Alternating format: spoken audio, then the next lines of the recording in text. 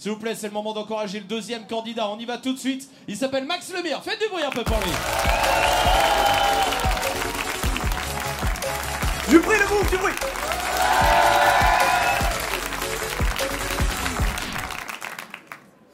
Bonsoir le move. Alors moi je me présente, je m'appelle Max. J'habite à Paris. Beaucoup de kebabs à Paris, j'ai remarqué ça. Hein. Alors ça tombe bien puisque moi j'adore ça. Mais dernièrement j'ai vu un reportage qui parle des kebabs à la télé, qui s'appelle Enquête exclusive, ouais. Sur les kebabs, ouais. Ou plutôt devrais-je dire, enquête exclusive sur les kebabs, le nouveau fléau des sandwichs low cost. Il est dorénavant un virus qui touche de plus en plus les jeunes citadins. Et dans ces reportages, sans déconner, ils font flipper tout le monde. Hein. La manière dont ils parlent du kebab, on croirait que c'est de la nourriture qui est fichée S, quoi. Normal. Hein, en même temps, t'as vu la voix qu'ils utilisent? Ah bah, tu peux dire tout et n'importe quoi avec cette voix, forcément c'est flippant. Hein. Regarde, par exemple, si je te dis jacuzzi à disposition, tu vas me dire ouais, nickel, y a pas de problème, on va s'amuser. Par contre, si je te dis jacuzzi à disposition, bulles et jets d'eau en tout genre. Mais d'où viennent ces bulles?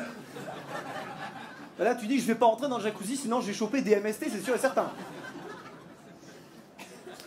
Le kebab, copieux, abordable.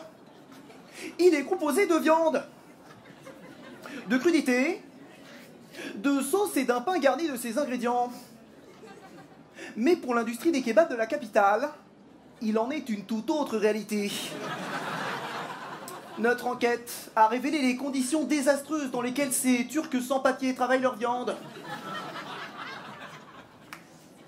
La sauce algérienne, sauce qui pique, comme par hasard.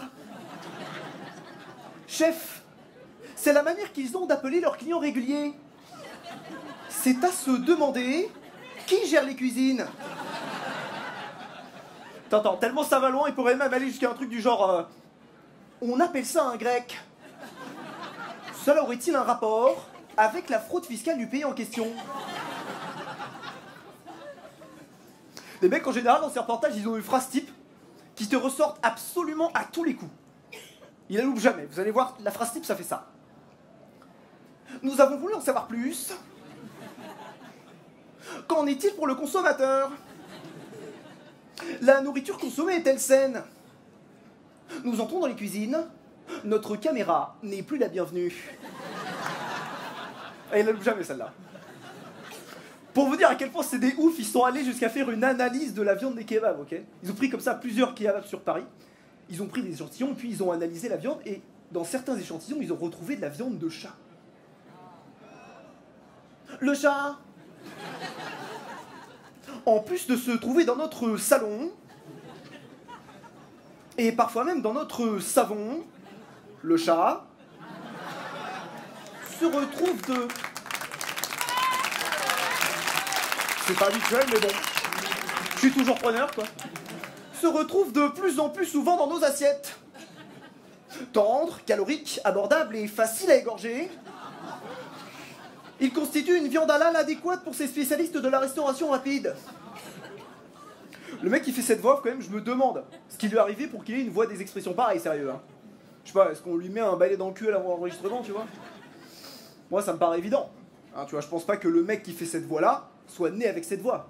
Sinon, t'imagines le gosse que ça aurait donné? Faut trop flipper, ce gosse, quoi. Maman!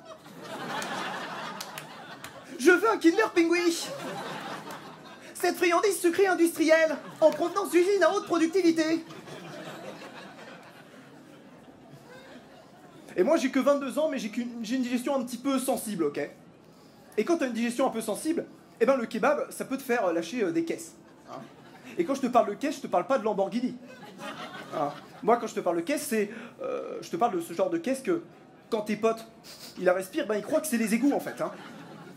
Moi, je me souviens une fois, j'étais au ski, tu vois, et j'avais mangé un kebab juste avant, je lâche une caisse after kebab dans ma combi de ski.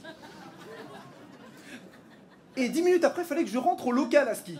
Et moi, je me suis dit, en 10 minutes, ça va.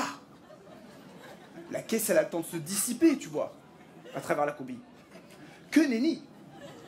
Parce que la combi de ski, c'est fait avec des matériaux qui empêchent le passage de gaz. Du coup, moi, j'étais en train de cuire dans mon paix pendant 10 minutes. Et une fois arrivé au local à ski, eh bien, j'ai ouvert la combi. Et là, il y a une dame comme ça qui arrivait avec un enfant. Oh mon Dieu! Viens, Titouan, on va changer d'endroit parce que je crois qu'ils font des travaux dans les égouts à côté. Hein. Et là, Titouan, je vous jure, il a regardé sa mère et il a dit ça. Maman! Odeur désagréable et flatulence kebadienne. Tel est le quotidien de ce jeune humoriste. Max Lemire. Un avenir tout tracé, un peu comme la trace au fond de son slip. Merci le mou, je vous laisse là-dessus, tous.